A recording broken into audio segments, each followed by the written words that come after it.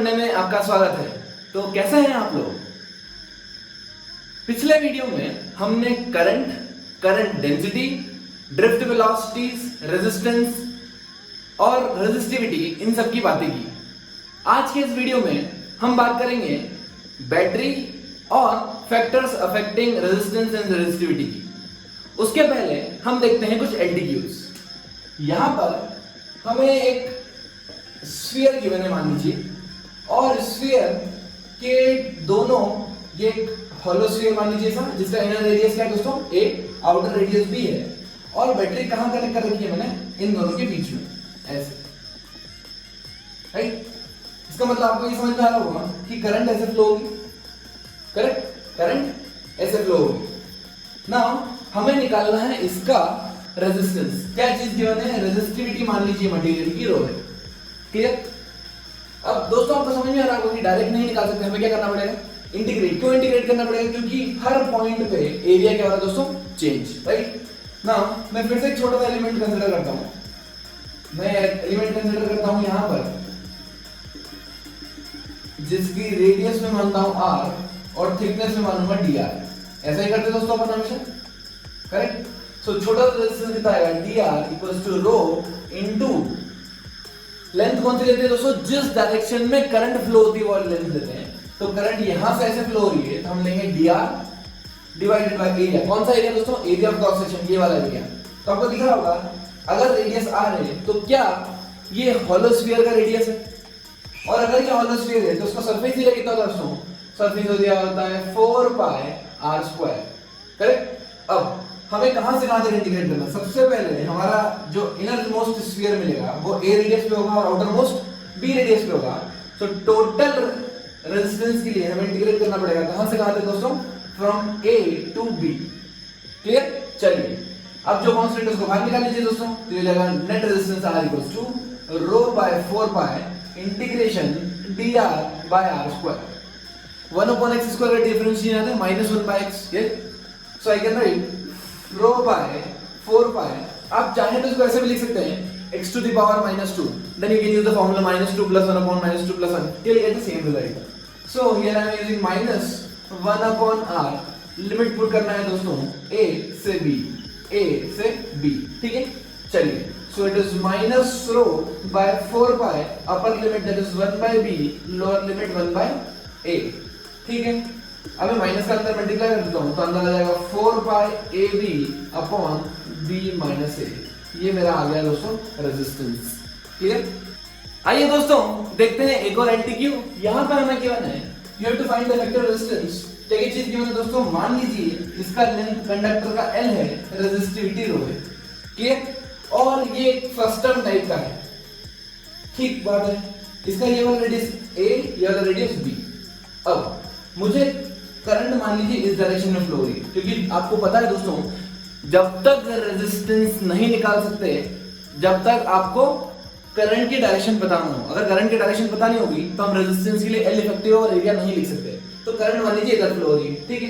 चलिए अब फिर से आपको इंटीग्रेट करना पड़ेगा, क्यों दोस्तों, क्योंकि ये वेरिएबल क्रॉस सेक्शन है तो एरिया हर पॉइंट पे क्या हो रहा है, चेंज। मैं मान लेता हूं कि एट अ डिस्टेंस x मैं एक छोटा एलिमेंट कंसीडर करता हूं, ये जिसकी थिकनेस है dx और रेडियस कितनी है दोस्तों, r, क्लियर।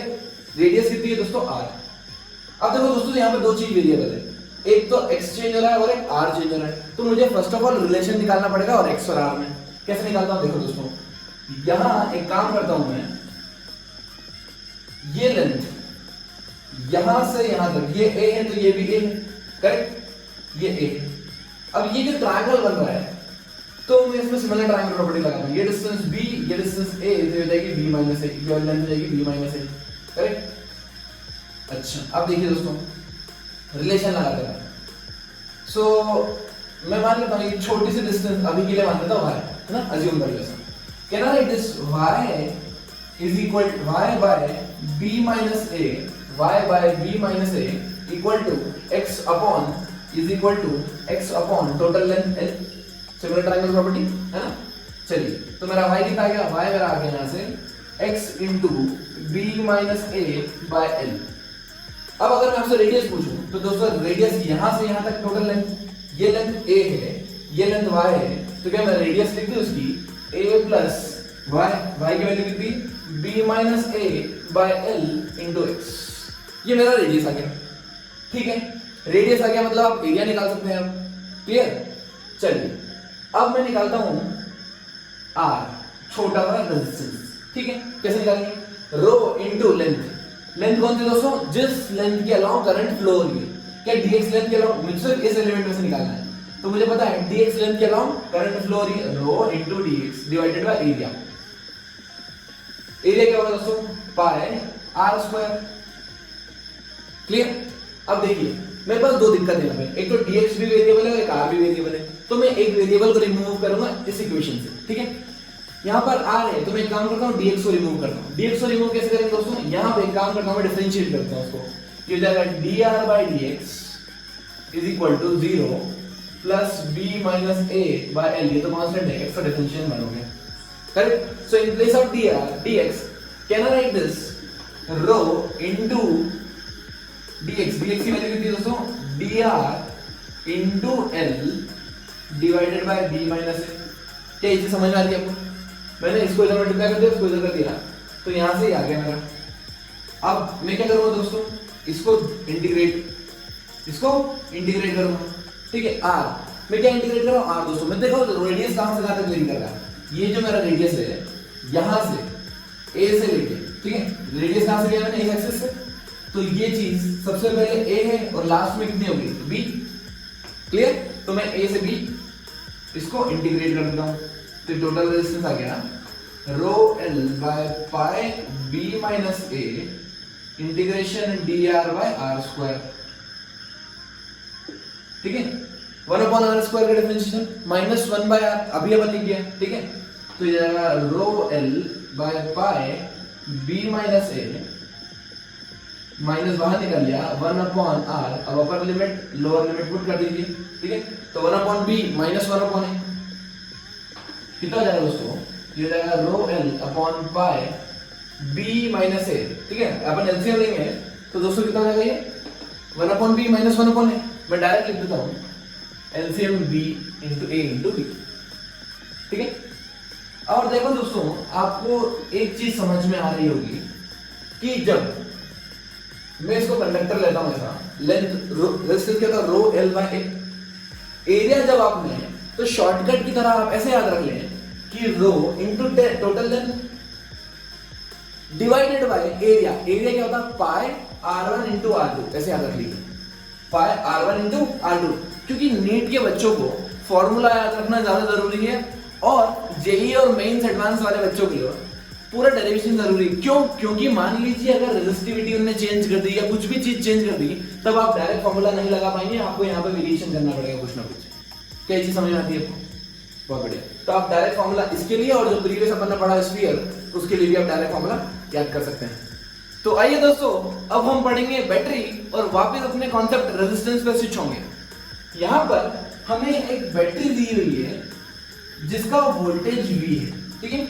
बेसिकली दोस्तों ये क्या होता है, जब भी मैं कोई V वोल्ट की बैटरी लगाता हूँ किसी सर्किट में, ये इलेक्ट्रिकल सर्किट है, यहाँ पे कुछ रेजिस्टेंस है, इसको मान लीजिए लोड है, कुछ भी हो सकता है, ठीक है। TV, fridge, washing machine, bulb, light, कुछ भी, ठीक है। आपका चार्जर भी हो सकता है।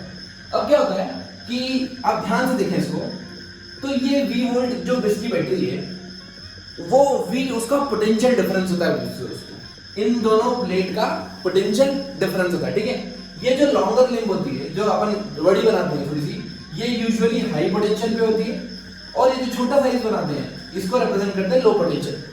इसका मतलब कि अगर मैंने बैटरी ऐसे लगाई है, आपको बैटरी का अगर शेप बना के होता थोड़ा सा, तो ये कुछ ऐसा अजीब सा बनता है, आपको समझ में आ रहा होगा।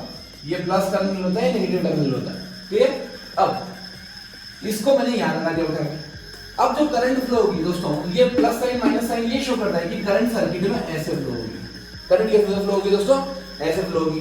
अगर करंट ऐसे फ्लो हो रही है तो एक बात बताओ, इलेक्ट्रॉन किधर फ्लो हो रहे होंगे, इलेक्ट्रॉन ऑपोजिट फ्लो हो रहे होंगे, ऐसे इलेक्ट्रॉन ऑपोजिट फ्लो हो रहे होंगे। अगर करंट क्लॉकवाइज है तो इलेक्ट्रॉन एंटी क्लॉकवाइज फ्लो है, ठीक। आपने बैटरी खरीदने जाओगे आप, मार्केट में, राइट? आप दुकान वाले को बोलते हो भाई ड्यूरासेल दे दे, तो वो 30-40 रुपीज की कुछ बैटरी देता है आपको। उस पर क्या क्या मेंशन होता है? Alkaline double A batteries, 1.5 volt, ऐसी बहुत सारी चीजें उसके ऊपर मेंशन होती है, अगर आपने ध्यान दिया हो तो, राइट? अब ये जो आप बैटरी खरीदने जा रहे हो, बेसिकली बैटरी जब आप खरीदते हो तो क्या खरीदते हो, मतलब बैटरी आप क्यों खरीदते हो? ऑब्वियसली लगाने के लिए कहीं ना कहीं, राइट? तो ये बैटरी किस चीज का सोर्स है? ये आपको क्या प्रोवाइड करता है? क्या बैटरी आपको पोटेंशियल देता है? क्या बैटरी आपको करंट देता है? क्या बैटरी आपको चार्ज देता है? क्या बैटरी आपको एनर्जी देता है? Battery is a source of क्या चीज? ये क्वेश्चन इतना इंपॉर्टेंट है कि बच्चों को समझ ही नहीं आता। कि कुछ सोच रहे होंगे करंट, कुछ सोच रहे होंगे पोटेंशियल। बेसिकली जो बैटरी आप खरीदने जाते हो V वोल्ट की, ध्यान से सुनना क्या बोल रहा हूं। अगर मान लो 5 वोल्ट की बैटरी खरीदी, एग्जांपल लेते ना, 5 वोल्ट की आपने बैटरी खरीदी। अगर 5 वोल्ट की बैटरी खरीदी और आपने उसको किसी सर्किट में लगा दिया, तो वो अपना potential difference between the plates constant maintain करती है थ्रू आउट द लाइफ। इसका मतलब उसका जो पोटेंशियल होगा वो 5 वोल्ट ही होगा। तो आप बोल रहे हो कि अगर 5 वोल्ट, ध्यान सुनना, अगर 5 वोल्ट पोटेंशियल है, ठीक है, 5 वोल्ट पोटेंशियल डिफरेंस है दोनों का, इसका मतलब रेजिस्टेंस अगर मैं मान लूं 5 ओम, अज्यूम कर लो सर, 5 ओम मैंने रेजिस्टेंस मान लिया, इसका मतलब 1 ampere current V equals to IR लगाएं तो 1 एम्पियर करंट फ्लो करेगी। अगर ये पोटेंशियल डिफरेंस कांस्टेंट है तो क्या 1 एम्पियर जिंदगी भर फ्लो होगी? मतलब आपने एक बार बैटरी खरीदी और जिंदगी भर का काम खत्म। ऐसा नहीं होता दोस्तों। क्या होता है, आपको हर थोड़े थोड़े इंटरवल के बाद नई बैटरी खरीद के लानी पड़ती है। उसका रीजन ये है कि बैटरी पोटेंशियल का सोर्स नहीं है, बैटरी पोटेंशियल का सोर्स नहीं है। अब मैं आपको समझाता हूं रियल फिजिक्स कि बैटरी काम कैसे करती है और हमको उसको समझना कैसे, फील कैसे लेना है। मान लीजिए कि करंट फ्लो हुआ ऐसे, करंट फ्लो हुआ ऐसे ऐसे ऐसे, करेक्ट? अब इलेक्ट्रॉन फ्लो होंगे इधर, इलेक्ट्रॉन फ्लो होंगे इधर। एक बात बताओ दोस्तों, क्या ये इलेक्ट्रॉन जनरेट करती है बैटरी? क्या ये चार्ज जनरेट करती है?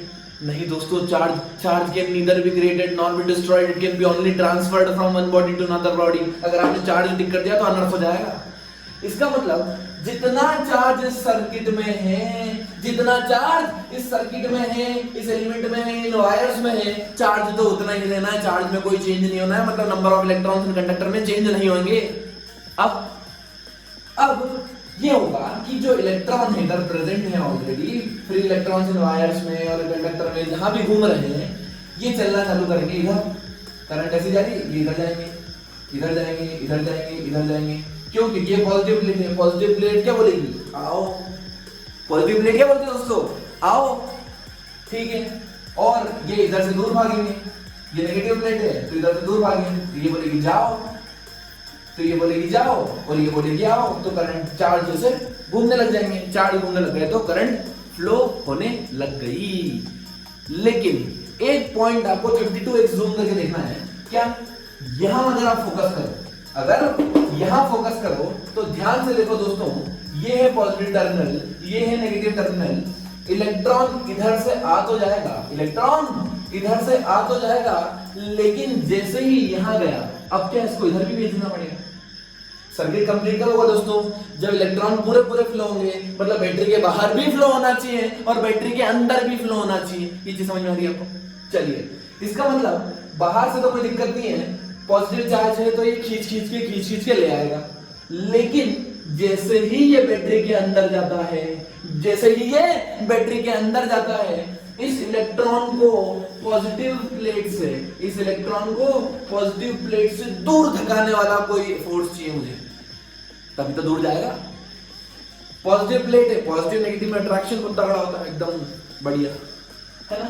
अब लेकिन चाहिए क्या, होना क्या चाहिए प्रैक्टिकली ये होना चाहिए कि इसको भगाओ और ये क्या बोलेगा, ये नेगेटिव प्लेट है तो ये भी भगाएगी। अब अगर इन दोनों ने भगाना शुरू कर दिया, अगर इसने भगाना शुरू कर दिया और इसने अट्रैक्ट करना शुरू कर दिया, तो ये इलेक्ट्रॉन तो बेचारा यहीं रह जाएगा। पॉजिटिव चार्ज क्या करेगा दोस्तों? अट्रैक्ट। पॉजिटिव चार्ज क्या करेगा? इलेक्ट्रॉन को अट्रैक्ट। नेगेटिव चार्ज क्या करेगा? रिपेल। लेकिन फिर भी जो बैटरी के अंदर एनर्जी होती है बैटरी के अंदर जो केमिकल एनर्जी होती है वो इस इलेक्ट्रॉन को धक्का मार के पॉजिटिव टर्मिनल से नेगेटिव टर्मिनल की तरफ फेंक देती है, और एक बार अगर इलेक्ट्रॉन यहां पहुंच गया उसके बाद तो बाहर निकल के सर्किट में चलने लग जाएगा। इसका मतलब क्रक्स क्या निकला यहां से कि battery is a source of energy. Battery is a source of energy. Battery क्या प्रोवाइड करती है दोस्तों? एनर्जी प्रोवाइड करती है। किसको एनर्जी प्रोवाइड करती है? इलेक्ट्रॉन को एनर्जी प्रोवाइड करती है, ताकि वो बैटरी के अंदर एक पॉजिटिव टर्मिनल से नेगेटिव टर्मिनल की तरफ जा सके। समझ में आया? तो battery is a source of energy. Battery is a source of energy. या आप ऐसे समझें कि धीरे धीरे जैसे मैं बैटरी खरीद के लाया, अब मैंने उसको किसी डिवाइस में लगा दी, कुछ टाइम बाद वो काम करना बंद कर दी थी। क्यों बंद कर दी दोस्तों? क्योंकि उसकी एनर्जी खत्म हो जाती है। क्योंकि उसकी एनर्जी खत्म हो जाती है, उसके पोटेंशियल में कोई फर्क नहीं पड़ता दोस्तों, उसकी एनर्जी खत्म हो जाती है। मतलब आप ये बैटरी को ऐसे समझो कि इसके पास दूध है और दूध में डला है बूस्ट। इसके पास दूध है और दूध में डला है boost, and boost is the secret of my energy, ये बोलता है electron. Boost is the secret of my energy, ये बोलता है इलेक्ट्रॉन। इसका मतलब कि जब जैसे ही इलेक्ट्रॉन यहां पे आता है पॉजिटिव टर्मिनल के पास, बैटरी उसको बूस्ट पिला देती है, और वो बूस्ट पी के भागता है इधर की तरफ और निकल के वापस जाता है इधर। इसको मिलता है रेजिस्टेंस। इसको मिलता है क्या? रेजिस्टेंस। रेजिस्टेंस से सारी एनर्जी खींच लेता है। जैसे आप पढ़ाई करते हो आपकी एनर्जी खत्म हो जाती है ना, वर्क करते हैं एनर्जी खत्म हो जाती है। सिमिलरली जैसे ही ये रेजिस्टेंस के थ्रू पास हुआ, अपनी सारी एनर्जी उसको दे देता है और बोलता है कि अब मैं थका हारा हो गया, अब मुझे वापस घर जाना है, अब मुझे वापस घर जाना है। बेचारा इलेक्ट्रॉन वापस आता है घर। बैटरी बोलती है, बैटरी की मां की तरह है, बैटरी मां की तरह है, बोली कोई बात नहीं बेटा, ले मेरी एनर्जी ले ले। बैटरी एनर्जी दे देती, फिर भागता है, और इस तरह से सर्किट चलता रहता है। जब तक बैटरी के पास एनर्जी होती है वो इलेक्ट्रॉन को देती रहती है, और इलेक्ट्रॉन चलता रहता है। इलेक्ट्रॉन चलेगा तो दोस्तों आपको पता है करंट फ्लो होगा। क्लियर? तो battery is a source, battery is a source of energy. Battery हमें एनर्जी देती है। और आपको समझ में भी आया होगा, आई होप, कि एनर्जी कैसे मिल रही है इलेक्ट्रॉन को बैटरी से। ठीक है? अब सबसे मेन इंपॉर्टेंट चीज यहां पर हमें एक चीज समझना है, क्या? कि अगर मैं मानूं कि ये बैटरी है और इसका पोटेंशियल डिफरेंस 5 वोल्ट है। कितना है दोस्तों पोटेंशियल डिफरेंस? 5 वोल्ट है। पोटेंशियल डिफरेंस कितना दोस्तों? 5 वोल्ट। अगर मैं पोटेंशियल डिफरेंस इस बैटरी का 5 वोल्ट मानूं, तो ये पॉइंट हायर पोटेंशियल पे होगा और ये पॉइंट लोअर पोटेंशियल पे होगा। ये चीज आप फिट कर लो, ये चीज आप फिट कर लो। इसका मतलब अगर अगर अगर अगर इसका जीरो पोटेंशियल है, इसका जीरो पोटेंशियल है, ध्यान सुनना दोस्तों क्या बोलूं, अगर इसका जीरो पोटेंशियल है तो इसका पोटेंशियल क्या 5 वोल्ट होगा। अरे डिफरेंस कितना होना चाहिए? इस पॉइंट और इस पॉइंट का डिफरेंस होना चाहिए 5, इस पॉइंट और इस पॉइंट का डिफरेंस होना चाहिए 5। ठीक, चलिए चलिए चलिए, अगर समझ में आया हो तो हम आगे बढ़ते हैं। मान लीजिए कि इसका पोटेंशियल -5 वोल्ट है और ये 5 वोल्ट की बैटरी है। इसका पोटेंशियल -5 वोल्ट है और ये 5 वोल्ट की बैटरी है। मुझे इसका पोटेंशियल बता दो दोस्तों, मैं खुश हो जाऊंगा। बताओ, 5 0 -5 दोस्तों आंसर आएगा 0। अगर आपको समझ नहीं आता है तो एक काम करो। अब छोटे बच्चों एक काम करो, इसको मानो A, इसको मानो B। कोई दिक्कत? नहीं बोलो। हाँ, तो पोटेंशियल ये ज्यादा है ये कम है, तो क्या मैं ऐसे लिख दूं? VA माइनस VB 5 होना चाहिए भैया। VA माइनस VB 5 होना चाहिए। मतलब अगर मुझे VA की वैल्यू नहीं पता और VB की वैल्यू पता है 0, तो कितना 5 के बराबर है हायर पोटेंशियल। तो देखो VA कितना आ गया? 5 आ गया। चलो मान लो हमें 0 नहीं पता, हम नादान हैं, हम अपने आप को बच्चा समझते हैं। तो ये हायर पोटेंशियल पे, लोअर पोटेंशियल पे, तो दिस माइनस दिस के 5 होना चाहिए। मतलब x minus -5 should be equal to x minus this potential minus this potential, a minus b, x minus -5 क्या 5 होना चाहिए। x माइनस -5 क्या होना चाहिए? ये पोटेंशियल माइनस ये पोटेंशियल माइनस ये वाला पोटेंशियल क्या 5 के बराबर होना चाहिए। तो कितना हो गया ये? x प्लस 5 इक्वल टू 5, मतलब x इक्वल टू 0। आ गया मेरा आंसर 0 वोल्ट। आया। चल एक और दोस्तों, एक और। मान लो ये 12 वोल्ट की बैटरी है, मान लीजिए 4 वोल्ट है, तो इसका पोटेंशियल बता दो दोस्तों, मजा आ जाएगा। इसका पोटेंशियल कितना होगा दोस्तों? इसका पोटेंशियल होगा 8 4 12। इसका पोटेंशियल होगा 8 वोल्ट। कैसे 8 वोल्ट? मान लीजिए ये पोटेंशियल माइनस ये पोटेंशियल क्या 12 होना चाहिए, मतलब 8 माइनस 4 आ गया हमारा 12। एक लास्ट और ले लेते हैं, आपकी अंडरस्टैंडिंग को शायद थोड़ा सा ऊपर नीचे कर रही है। मान लीजिए ये है 2 वोल्ट पे और ये बैटरी है 4 वोल्ट की। ये 2 वोल्ट पे है और ये बैटरी 4 वोल्ट की है। अब दोस्तों बताओ उसका पोटेंशियल कितना होगा? क्या ये हायर है ये लोअर है? हायर माइनस लोअर के 4 के बराबर होना चाहिए, तो मेरा आंसर आ जाएगा -2 वोल्ट। -2 वोल्ट। आई होप दोस्तों आपकी बैटरी की कहानी आपको समझ में आई हो, पसंद भी आई हो और दिमाग में फिट भी रहेगी आगे तक कि battery is a source of energy.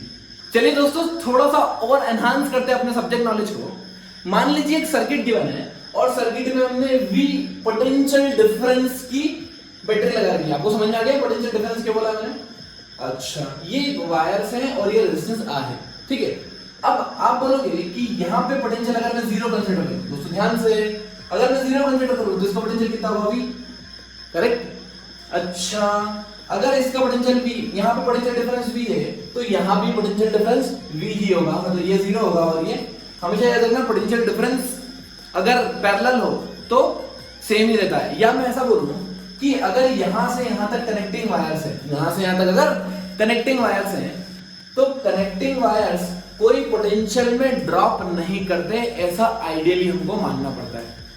क्योंकि आप एक लॉजिक लगा सकते हैं कि मान लीजिए अगर इसका पोटेंशियल V है, इसका पोटेंशियल V है, तो पोटेंशियल डिफरेंस कितना होगा दोस्तों? 0। अगर पोटेंशियल डिफरेंस 0 हो गया तो करंट तो फ्लो होगी ही नहीं। आप ये सोच सकते हैं, करेक्ट। लेकिन हम जब भी वेरिएशन देखते हैं दोस्तों, एक पॉइंट याद कर लो, जब भी हम पोटेंशियल का वेरिएशन देखते हैं किसी एलिमेंट में देखते हैं, या तो वो कंडक्टर हो, रेजिस्टर हो, कुछ भी हो, बैटरी हो, मतलब हम कनेक्टिंग वायर्स में पोटेंशियल डिफरेंस नहीं देखेंगे। मतलब अगर मैं इस पॉइंट से लेके जितने भी पॉइंट बनाऊं, यहां पर सबका पोटेंशियल कितना होगा दोस्तों? 0 ही होगा। ऐसा आइडियली हमको अज्यूम करना पड़ता है, प्रैक्टिकली ऐसा होता नहीं है, ठीक है। चलिए सिमिलरली अगर मैं यहां से यहां तक अगर सारे पॉइंट्स लूं, कोई भी पॉइंट लूं, सबके ऊपर पोटेंशियल कितना आएगा दोस्तों? V। तो आपको दिख गया इन दोनों रेजिस्टेंस के अक्रॉस में 2 पॉइंट्स लूं तो रेजिस्टेंस के अक्रॉस जो पोटेंशियल डिफरेंस आ रहा है वो V है, ठीक है। तो ये आइडियल होता है, इसका रेजिस्टेंस हम 0 मानते हैं, ठीक है। जितने भी कनेक्टिंग वायर्स है आपको मानना है। देखो अगर नहीं मानोगे तो आप प्रॉब्लम सॉल्व नहीं कर सकते, ठीक है। तो आपको मानना है और आपको ये भी मानना पड़ेगा कि कनेक्टिंग वायर्स में से करंट फ्लो होता है।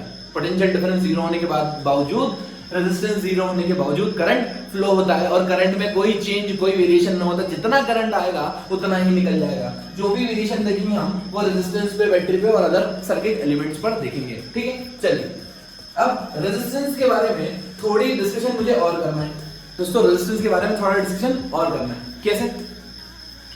हमने फैक्टर्स अफेक्टिंग रेजिस्टेंस देखे थे, आपको याद हो तो। फैक्टर्स अफेक्टिंग रेजिस्टेंस में क्या आता था? Length, area, material, temperature, right. ये 4 चीज हम उसको प्रैक्टिकली फील करते हैं कि ऐसा क्यों होता है। मुझे पता है करंट में और ड्रिफ्ट वेलोसिटी में रिलेशन I = NEAVD। NEAVD ये रिलेशन आपको याद रखना दोस्तों, इंपॉर्टेंट है। चलिए अब मैं काम करता हूं, NEAVD। VD क्या होता है? Drift velocity. और V = U + AT से आपको याद होगा, हमने लिखा था इसको force by mass into relaxation time. याद है दोस्तों? ठीक है। अब इसको इलेक्ट्रिक फील्ड को मैं एक चीज और लिखता था, क्या लिखता था? E²/m⁴ इलेक्ट्रिक फील्ड को लिखता था मैं V/L, potential difference by length of the conductor, ठीक है। अब कुछ बुक्स में यहां पर जो एक्सेलरेशन लिया है, यहां पर उनका जो वैल्यू आती है वो 1/2 आती है। मतलब अपना वैल्यू क्या है? अपनी वैल्यू आई है NE²A/ml, इसको एक क्वांटिटी मान लो। अब कुछ बुक्स में क्या गिवन होता है? वो होता है NE²A/2ml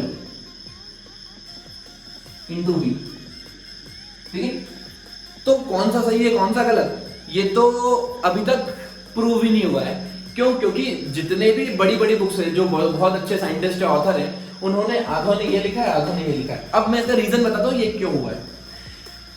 हम जब वेलोसिटी लिखते हैं, एवरेज वेलोसिटी लिखते हैं दोस्तों, एवरेज वेलोसिटी क्या लिखते हैं, initial velocity plus final velocity bye 2, जब एक्सेलरेशन कांस्टेंट होता है तो इनिशियल वेलोसिटी 0, तो ये हो जाएगी v by 2, तो यहां से आता है ये v by 2, मतलब ये वाला कॉन्सेप्ट तब आता है, ठीक है। और ये कॉन्सेप्ट कब आता है, जब वो बोलते हैं कि हम एवरेज वेलोसिटी ऐसे नहीं लिख रहे हैं।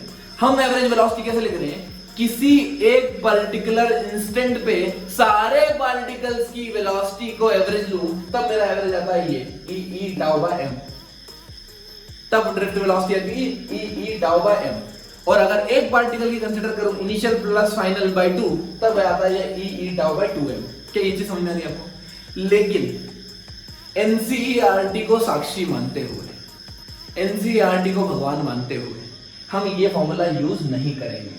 हम यही फॉर्मूला यूज करेंगे जो हमारी बुक्स में गिवन है, जो प्रामाणिक है, ठीक है। हम एवरेज वेलोसिटी नहीं लेंगे, हम we will consider that we are taking the average velocities of all the particles which are moving with speed, vd, drift velocity, ठीक है। चलिए, तो आपको एक चीज समझ में आ रही होगी यहां से कि ये I है और ये है ml upon ne square a tau equal to v, ठीक है। आपको ओम्स लॉ याद है दोस्तों, ये पूरी कांस्टेंट क्वांटिटी को मैं क्या मानता था, r रेजिस्टेंस, तो रेजिस्टेंस की वैल्यू कितनी होती थी, ml upon ne square a tau, ठीक है। अब यहां से मैं आपको एक्सप्लेन करूंगा कि जो फैक्टर्स अफेक्टिंग थे रेजिस्टेंस वो कहां से आए थे। अच्छा, n क्या है दोस्तों, mass of the electron, n क्या है, number of free electrons per unit volume, L क्या है, length of the conductor, A क्या है, area of cross section of the conductor, E क्या है, charge on the electron, tau क्या है, relaxation time, time between two successive collision. आपको ये सब पता होना चाहिए। अब हम यहां पर दो चीज देखते हैं, रेजिस्टेंस का वेरिएशन पहले हम देखेंगे कंडक्टर में और दूसरा हम देखेंगे सेमीकंडक्टर में।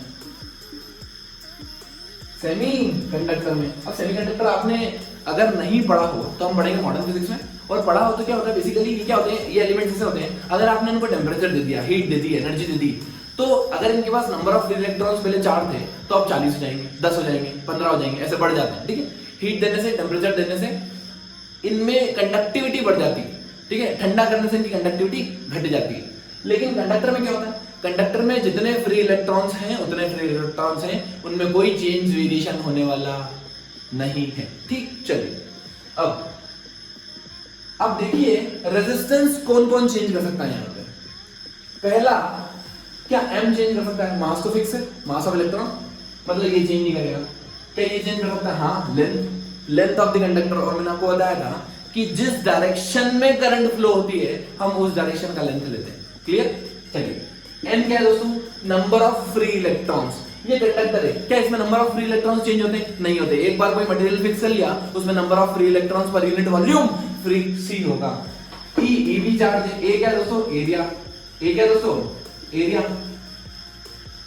ये दोस्तों क्या है हमारा, एरिया है ना। अच्छा, ये टाउ, टाउ क्या है दोस्तों, टाउ है रिलैक्सेशन टाइम, टाउ क्या है दोस्तों, relaxation time, time between two successive collision. अब इसका वेरिएशन दिखाता हूं मैं टेम्परेचर के साथ। मान लो मैंने टेम्परेचर बढ़ा दिया, मतलब क्या, एनर्जी बढ़ा दी। अगर मैंने एनर्जी बढ़ा दी तो टक्कर जो होगी इधर से इधर तक टक्कर फास्ट होगी या स्लो, अब टक्कर हो जाएगी फास्ट, मतलब रिलैक्सेशन टाइम मेरा घट जाएगा। समझ में आ रहा दोस्तों, रिलैक्सेशन टाइम टाउ मेरा घट जाएगा, टाउ मेरा घट जाएगा अगर मैंने टेम्परेचर बढ़ा दिया तो। इसलिए मैंने आपको दिखाया था वेरिएशन ऑफ टेम्परेचर, याद है, फोर्थ पॉइंट, हाँ ये इसलिए लिखा था दोस्तों मैंने ये। अब और आपको पता है कि वो मटेरियल पे डिपेंड करेगा, कैसे मटेरियल पे डिपेंड करेगा, अगर मैं कॉपर लेता हूं तो उसके लिए नंबर ऑफ फ्री इलेक्ट्रॉन्स अलग होंगे, मास तो मास और ई तो इलेक्ट्रॉन्स का है तो वो कोई चेंज होने वाला नहीं है। लेकिन ये जो number of electrons per unit volume है ये किसी पर्टिकुलर मटेरियल के लिए तो चेंज होंगे ना, ठीक है। जैसे मान लीजिए आप कोई +1 वाला एलिमेंट है, +2 वाला एलिमेंट है, तो उसमें फ्री इलेक्ट्रॉन्स ज्यादा होंगे, +3 में और ज्यादा होंगे, तो ये है मटेरियल। आप इसको एक तरीके से और देख सकते हैं, इसको हम लिखते हैं ρL/A, याद आया दोस्तों, ρL/A। रो क्या है, रेजिस्टिविटी, और रेजिस्टिविटी तो मटेरियल पर डिपेंड करती है ना। चलो, तो ये 4 पॉइंट आपको समझ में आ गए कि लेंथ पे कैसे, सबसे इंपॉर्टेंट यहाँ था टाइम, कि रिलैक्सेशन टाइम पे कैसे टेम्परेचर कैसे वेरी कर रहा है। टेम्परेचर वेरी किया, टेम्परेचर इंक्रीज हुआ, स्पीड बढ़ गई तो घटा, जल्दी टक्कर हुई और जल्दी टक्कर हो गई तो टाइम लगा कम। अगर टाइम लगा कम तो ये डिनोमिनेटर में, अगर टाइम लगा कम तो रेजिस्टेंस बढ़ गया, मतलब टेम्परेचर बढ़ाने से रेजिस्टेंस बढ़ गया, टेम्परेचर बढ़ाने से टाउ घटा, टाउ घटने से आर बढ़ा। तो मैं डायरेक्ट बोल सकता हूँ टेम्परेचर बढ़ाने से आर बढ़ा, टेम्परेचर बढ़ाने से आर बढ़ गया। चलिए अब सेमीकंडक्टर में देखते हैं। सेमीकंडक्टर का खेल थोड़ा सा अलग है। पहली बात तो सेमीकंडक्टर इस पे डिपेंड करेगा, मतलब मटेरियल पे तो करेगा, हाँ मुझे मटेरियल पे करना चाहिए, इसको मटेरियल पे करेगा, ठीक है। अब लेंथ पे करेगा, एरिया पे करेगा, सब पे करेगा, टाउ पे भी करेगा, तो ये 3-4 पॉइंट तो सेम हो गए। अब इसमें एक पॉइंट और वेरी होता है, कैसे? n, यहां पर नंबर ऑफ इलेक्ट्रॉन्स, क्या मैं मटेरियल फिक्स करने से फिक्स हो जाते हैं मेरे दोस्तों? मटेरियल फिक्स करने से अगर number of free electrons per unit volume fix हो गए, तब मैंने मान लो टेम्परेचर बढ़ा दिया।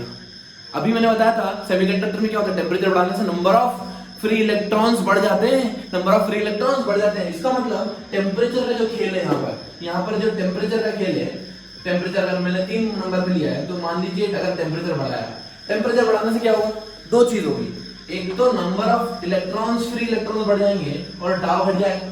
टाउ क्या, रिलैक्सेशन टाइम, मतलब टक्कर तो अभी भी, अगर टेम्परेचर बढ़ाया तो एनर्जी बढ़ गई, मतलब अब टक्कर फास्ट होगी, फास्ट होगी मतलब टाइम घट गया। पहले टक्कर 1 सेकंड में होती थी, अब मान लो 0.5 सेकंड में हो रही है, एग्जांपल है ना। अब एक चीज बढ़ रही है और एक चीज घट रही है, एक चीज बढ़ रही है और एक चीज घट रही है, लेकिन प्रैक्टिकल रिजल्ट बताऊं तो डोमिनेट करता है n। कौन डोमिनेट करता है दोस्तों? n डोमिनेट करता है n। इसको मतलब आपको एक चीज और क्लियर हुई होगी कि अगर टेम्परेचर बढ़ाने से n बढ़ गया तो रेजिस्टेंस घट जाएगा, रेजिस्टेंस घट जाएगा, मतलब मुझे वेरिएशन सबसे खतरनाक है टेम्परेचर के साथ। अगर टेम्परेचर बढ़ाया तो कंडक्टर में रेजिस्टेंस बढ़ जाएगा और टेम्परेचर बढ़ाया तो सेमीकंडक्टर में रेजिस्टेंस घट जाएगा। क्या ये चीज क्लियर होती है दोस्तों?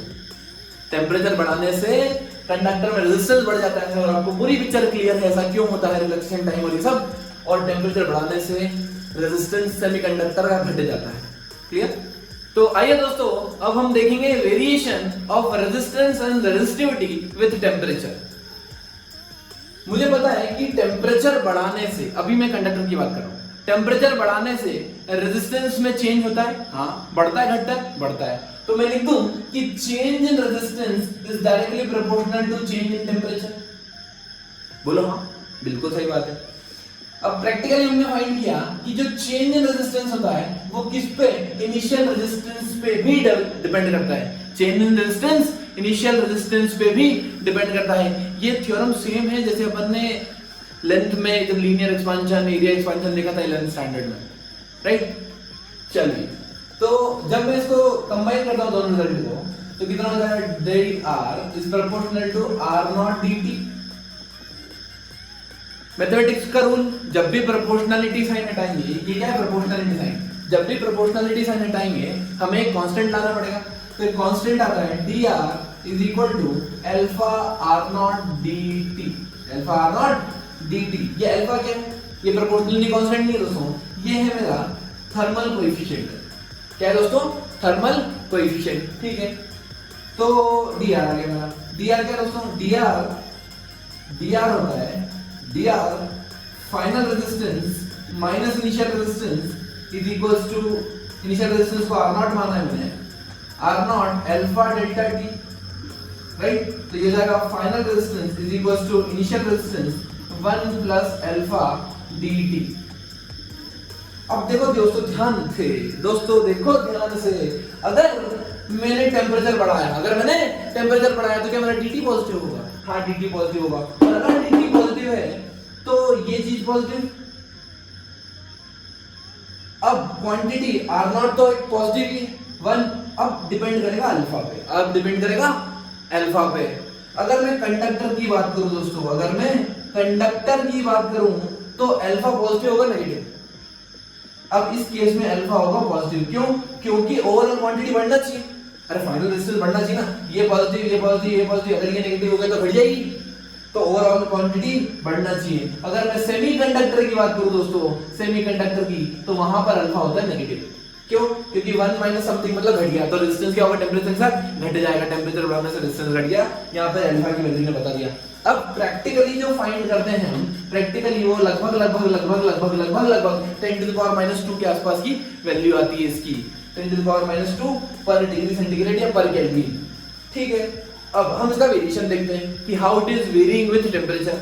तो मैंने ग्राफ प्लॉट किया, जब मैंने प्रैक्टिकल रिजल्ट देखे हैं तो एक कर्व में ऐसा घट रहा है, एक ऐसा बढ़ रहा है, एक ऐसा कांस्टेंट है।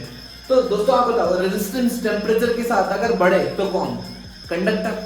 मतलब ये चीज, ये लाइन, ये कंडक्टर रिप्रेजेंट कर रही है, क्योंकि टेम्परेचर के साथ साथ जैसे जैसे टेम्परेचर बढ़ रहा है, रेजिस्टेंस या रेजिस्टिविटी में क्या हो रही है? बढ़ती जा रही है। ठीक है, ये यहां से देखिए, यहाँ पे तो घट रहा है। ये कौन है? सेमीकंडक्टर। और ये बीच में ऑलमोस्ट लगभग लगभग लगभग कांस्टेंट है, ये अलावा है। ठीक है, चलिए अब अपन ने देखा वेरिएशन रेजिस्टेंस का, सिमिलर वेरिएशन रेजिस्टिविटी का भी होता है। Resistivity, final resistivity equals to initial resistivity 1 plus alpha delta T. तो अगर आपको रेजिस्टिविटी का रिलेशन पूछे तब भी आप ये फॉर्मूला लगा सकते हैं, बस यहाँ पे आपको इनिशियल रेजिस्टेंस की जगह रेजिस्टिविटी रखनी पड़ेगी, बाकी सब कुछ सेम होगा। थोड़ा सा एडवांस वेरिएशन वो क्या कर सकते हैं, अगर मान लीजिए उन्होंने अल्फा वेरिएबल दे दिया, अगर इरोडो वगैरह या कोई अच्छी किताब देखेंगे उठा के, तो उसमें जो अल्फा होगा वो वेरिएबल होगा, तब हम ये डायरेक्ट फॉर्मूला नहीं लगा सकते, तब हमें क्या करना पड़ेगा? इंटीग्रेट करना पड़ेगा दोस्तों। तो एक पॉइंट याद रख लीजिए, अगर आप एडवांस जेईई मेंस एडवांस की प्रिपरेशन कर रहे हैं तो आपको ये dr को integration should be r0 alpha delta t, ये फॉर्मूला यूज करना होगा और रिजल्ट वही आएगा। अल्फा की वैल्यू पुट कर देना, इंटीग्रेशन कर देना, रिजल्ट निकाल लेना, मजे करना। ठीक है, आइए दोस्तों देखते हैं एक एलटीक्यू। ये क्वेश्चन एकदम प्रैक्टिकल लाइफ से रिलेटेड है। कैसे? उन्होंने गिवन है two resistors of equal dimension but of different material are joined such that the final resistance is independent of temperature. You have to find relation between the variables. कौन कौन से variables? alpha 1, alpha 2, rho 1, rho 2. ठीक है, अब होता क्या है practically ध्यान समझना। मान लीजिए मेरे पास दो कंडक्टर है या दो मटेरियल है, अलग अलग कंडक्टर सेमीकंडक्टर कुछ भी ले लिया। अब क्या हो रहा है? टेम्परेचर बढ़ा दिया तो रेजिस्टेंस क्या हो गया? चेंज हो गया, कंडक्टर का बढ़ गया, सेमीकंडक्टर का घट गया। मतलब मैंने कोई इंस्ट्रूमेंट अगर डिजाइन किया कि मुझे ये इंस्ट्रूमेंट मैंने बनाया, ठीक है, सुबह बनाया, मान लीजिए सुबह 6 बजे मैंने रीडिंग ली, लिख के रख ली। अब मैंने उसको दोपहर में 2 बजे टेस्ट किया तो रिजल्ट चेंज हो गया। दोस्तों रेजिस्टेंस चेंज हो जाएगा, टेम्परेचर चेंज होने के कारण, तो मेरे रिजल्ट पूरे गलत आ गए। मान लो अगर मुझे किसी और को देना है तो वो अलग महीने में रिसर्च करेगा, उसके ऊपर कुछ करेगा, तो उसका रिजल्ट फिर अलग आएगा। तब क्या करते हैं ऐसे केसेस में? हमको ऐसी चीज चाहिए जहां पर रेजिस्टेंस का वेरिएशन ना हो टेम्परेचर के साथ, रेजिस्टेंस का वेरिएशन ना हो टेम्परेचर के साथ। मान लीजिए कि दो मटेरियल है अलग अलग जिनके डायमेंशन सेम है, ऐसा गिवन है। ठीक है, इसका मान लेता हूं रेजिस्टेंस R1 है, रेजिस्टिविटी ρ1 है, अल्फा 1, और ये R2 ρ2 अल्फा 2, ऐसा कर लेते हैं। ठीक है, एरिया और लेंथ क्या बन जाए? अभी सेम सेम मान लो। ठीक, अब क्या होगा कि वेरिएशन टेम्परेचर के साथ तो होगा, बट नेट वेरिएशन को जीरो कर सकते हैं हम। कैसे? अगर change in resistance in 1 plus change in resistance in 2 zero आ जाए तो इसका मतलब कोई नेट चेंज नहीं हो रहा। क्लियर? एक पहले में चेंज प्लस दूसरे में चेंज, अगर जीरो आ गया, दोनों का चेंज अगर नलिफाई कर रहा है एक दूसरे को, इसका मतलब अब टेम्परेचर बढ़ाओ, कुछ भी बढ़ाओ, कुछ भी करता करो, उसमें कोई चेंज आने वाला नहीं है। डीआर क्या होता है दोस्तों? R alpha dt plus R alpha dt, ये तो होता है डीआर, अभी अपन ने पढ़ा। अब एक काम करता हूं, मतलब ये हो जाए r1 alpha 1 plus r2 alpha 2, क्या होता है? 0। मतलब इसको भी ऐसा लिख सकता हूं, r1 alpha 1 is equals to minus of r2 alpha 2। आपको एक चीज समझ में आ रही होगी कि एक देखो नेगेटिव कौन हो सकता है? रेजिस्टेंस नहीं, अल्फा। मतलब अगर एक कंडक्टर है तो एक सेमीकंडक्टर, ऐसा एलॉय बनाओ कंडक्टर सेमीकंडक्टर का कि वो वेरिएशन टेम्परेचर के इंडिपेंडेंट आ जाए। तो आप ये रिलेशन याद रखिए दोस्तों। आप चाहो तो इसको रो के टर्म्स में भी लिख सकते हो, ρ1 alpha 1 plus ρ2 alpha 2 equal to 0। ये रिलेशन बहुत ज्यादा इंपॉर्टेंट है। ये रिलेशन आप उसमें भी लगा सकते हो, जब अपन लेंथ देखते थे 11th में, टेम्परेचर साथ लेंथ वेरी होती थी, right? L1 alpha 1 plus L2 alpha 2 equal to 0। आप वहां भी ये अप्लाई कर सकते हैं। जिंदगी में रिस्क लेने से कभी डरो मत, या तो जीत मिलेगी और हार गए तो सीख मिलेगी। Stay motivated, keep learning, keep supporting.